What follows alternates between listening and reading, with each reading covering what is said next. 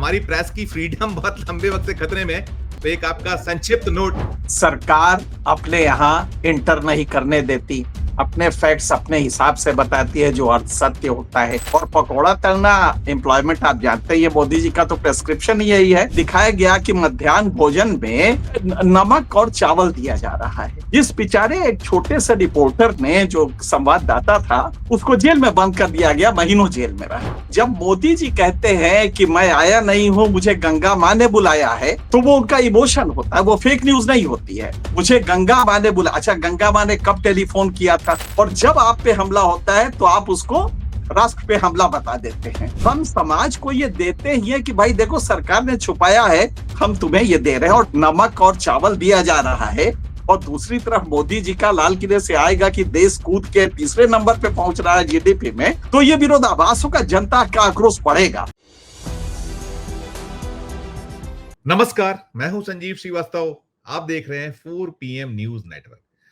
मित्रों, सवाल पूछने वाले मीडिया से कोसों दूर रहने वाले या उस तरफ मुंह कर कर भी ना सोने वाले प्रधानमंत्री नरेंद्र मोदी भयभीत हैं। क्यों भयभीत हैं, देश को मालूम है। और सबसे ज्यादा कहीं कोई कष्ट मोदी जी, उनकी सरकार, राष्ट्रीय स्वयंसेवक संघ या पूरे के पूरे कुनबे को है, तो वो वैकल्पिक मीडिया से है। मोदी जी मन की बात करते हैं, और यदि कभी मीडिया से बातचीत करने का वो कोई दिखावा भी करते हैं, तो फिर अपना सवाल अपने लोग, और कौन पूछता है, क्या पूछता है, आप लोग देखते हैं कि कभी अक्षय कुमार आते हैं कि आप मोदी जी आम चूस कर खाते हैं, काट कर खाते हैं, बटुआ रखते हैं कि नहीं रखते हैं, और बहुत सारे हैं जो पूछते हैं कि आप थकते नहीं हैं, अलग अलग। और जैसा मैंने कहा कि वैकल्पिक मीडिया आंखों की किरकिरी लंबे वक्त से बने हुए हैं, और कैसे इसको बुलडोज किया जाए, इसके नित नए प्रयास होते हैं। और अभी फिर एक ताजा प्रयास, बहुत सघन प्रयास चल रहा है टीम मोदी के द्वारा। और जो संसद में एक रिपोर्ट पेश हुई है, और बीजेपी के एक सांसद हैं, उनकी अध्यक्षता वाली कमेटी है, और उसकी कुछ फाइंडिंग्स बाहर आई हैं, रिपोर्ट के कुछ अंश भी सामने आ रहे हैं, चौंकाने वाले हैं। तो ये जो स्थिति है, ये जो मसला है, ये जो मामला है, इस पर बातचीत करने के लिए चलेंगे एक बहुत बहुत खास मेहमान के पास। सीधे जोड़ता हूं उन्हें देश के जाने माने जर्नलिस्ट और ब्रॉडकास्ट एडिटर्स एसोसिएशन के पूर्व महासचिव एनके सिंह साहब को। एनके सिंह साहब से सीधे मैं सवाल करूंगा, जोड़ने के साथ ही जोड़ लेता हूं पहले और करता हूं सवाल। एनके सर, आपने देखा होगा कि अब मीडिया संस्थानों में फैक्ट चेक सिस्टम और लोकपाल अनिवार्य करने की सिफारिश संसदीय समिति ने अपनी रिपोर्ट सौंप दी है।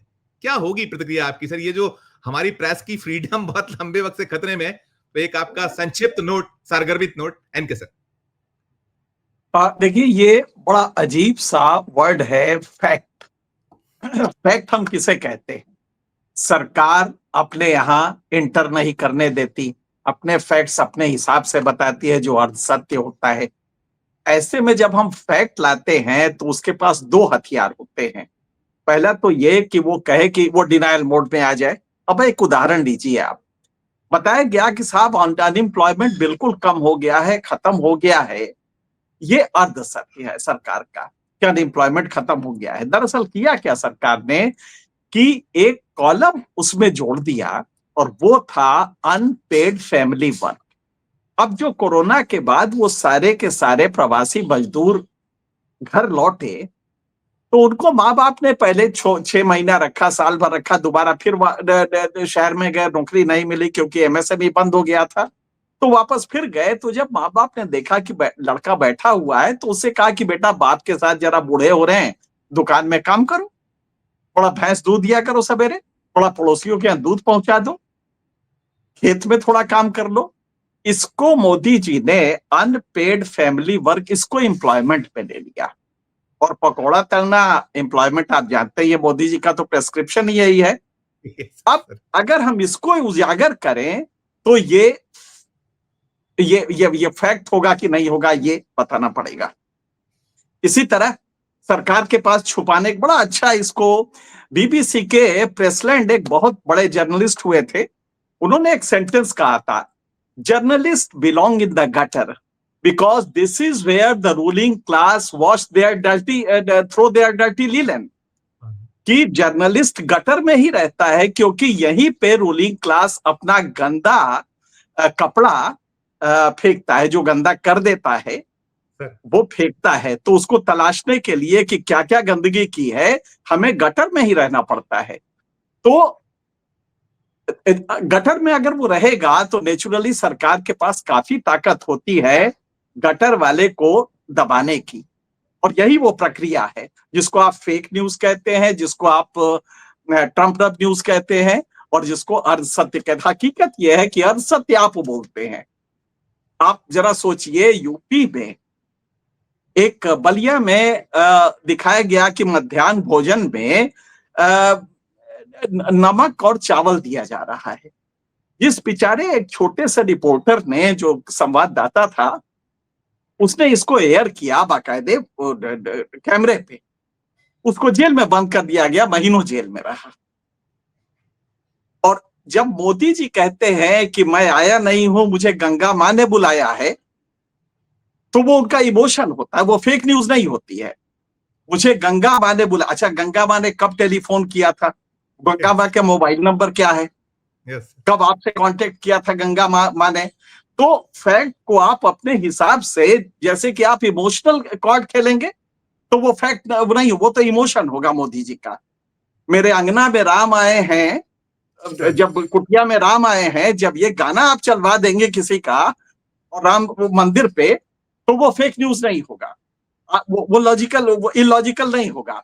जब आपके मंच से एक बहुत ही गलत बात किसी एक पागल आदमी ने कही कांग्रेस के मंच से, तो आपने उसको दुनिया भर की माँ पे, देश की माओ पे, और छठी मैया जो बिहार में बहुत पूज्य हैं, उन तक आपने डायलेट कर दिया, उसका विस्तार। तो तर्क का विस्तार आप करते हैं, और जब आप पे हमला होता है तो आप उसको राष्ट्र पे हमला बता देते हैं। तब ये इलॉजिकल नहीं होता, तब ये फैक्ट होता है। तो यही मुश्किल है कि आप अगर तथ्य देखें, कोई क्या कर रहा है रिपोर्टर। आज अगर एक जेन्युइन रिपोर्टर है, तो जब जब आप कहते हैं कि भारत कूद के तीसरे नंबर पे आने जा रहा है जीडीपी वॉल्यूम में, और चौथे नंबर पे साहब बस पहुंच ही रहा है, बस जर्मनी को हरा ही दिया है एक तरह से, जबकि हालांकि अभी गैप है करीब, यूं समझिए कि 465 ट्रिलियन, कल की खबर है, $465 ट्रिलियन, 465 जो $4.65 ट्रिलियन की जर्मनी की इकोनॉमी हो गई है, भारत की 4.18 की है ट्रिलियन डॉलर की। तो अभी वो अभी रेस में आ पाए नहीं है, लेकिन आपने चिल्लाना शुरू किया कि हम भारत तीसरे नंबर पे आ रहा, 5वें पे कूद के पहुंच गया। अगर उसी के बगल में हम दिखा दें कि पर कैपिटा आमदनी में पहले से नीचे आ गया है, अगर हम ये दिखा देखें कि ये अडानी और अंबानी की आमदनी है, ये घुरहू पतवारू और प्रेमचंद के होरी और झुनिया की नहीं है, तब आपको असली हकीकत पता लगेगी। तो हमारा जॉब ही है, we create a marketplace for competing ideas. हम समाज को ये देते ही है कि भाई देखो, सरकार ने छुपाया है, हम तुम्हें ये दे रहे हैं। और जक्स्टा, अब आप नेपाल का देखिए, एक छोटा सा क्राइसिस कि निपो किड्स में और निपो बेबीज वाले जो हैशटैग प्लेटफॉर्म था, उस पे जैसे ही ये बड़े बच्चों के, जो बड़े बाप के सत्ताधारी लोगों के बच्चों की अय्याशी थी, जिसमें वो गुची का बैग लेके आते थे विदेशों से, बड़ी बड़ी कारें लेके होटलों में अय्याशी करते थे, इसका वीडियो था। ठीक उसके बगल में कफन में लिपटे नेपाली युवा जो रूस में थोड़े पैसे के लिए सेना में भर्ती हो गए थे, क्योंकि उनको $4000 मिल रहे थे। तो वो इस लालच से भर्ती हो गए, क्योंकि अनएम्प्लॉयमेंट है। आप ताजुब करेंगे, नेपाल में मुतवातिर 20% अनएम्प्लॉयमेंट है, जो कि माना जाता है कि क्राइसिस है। आज नेपाल का जीडीपी भारत के जीडीपी के आधा है, जो कि भारत का ऐसे ही जीडीपी कम है, उसके भी आधा है, $1426 है। तो आप समझ सकते हैं कि जब ये हम बता रहे हैं कि जहां गुची का वो पर्स लेके आते हैं, गुची का प्रोडक्ट लेके आते हैं विदेशों में जाके ये सत्ताधारियों के बच्चे, वहां पे ठीक बगल में हम जक्स्टापोज करके, इसको जक्स्टापोज, लॉजिक ऑफ जक्स्टापोजिशन, इसको कहते हैं तर्कशास्त्र में।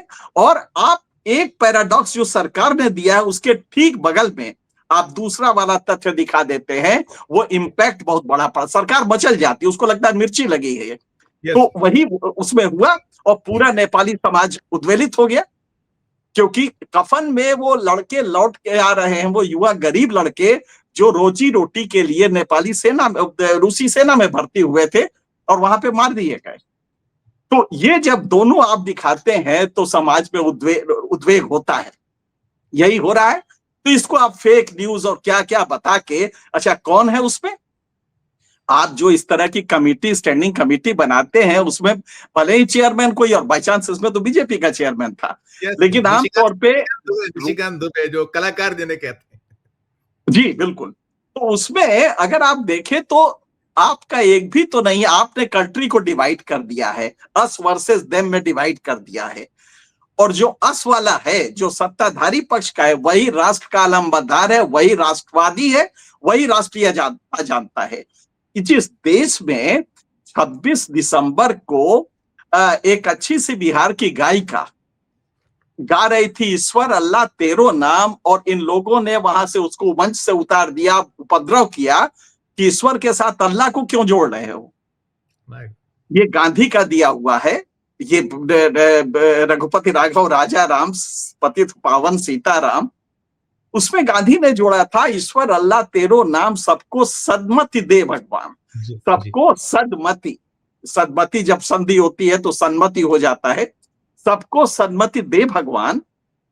और ये सन्मति आपने ये दी है पिछले 10 सालों में कि कूद के वो मतलब पहुंच जा रहा है, और देवी, वो गायिका का नाम देवी था, देवी को रोक दिया गया कि नहीं ईश्वर अल्लाह तेरो नाम ये कैसे गाओगे तुम, ये हमारा वाला जो राम है ये तो थोड़ा बड़ा पड़ता है, वो ईश्वर के साथ अल्लाह के साथ कैसे जोड़ोगी।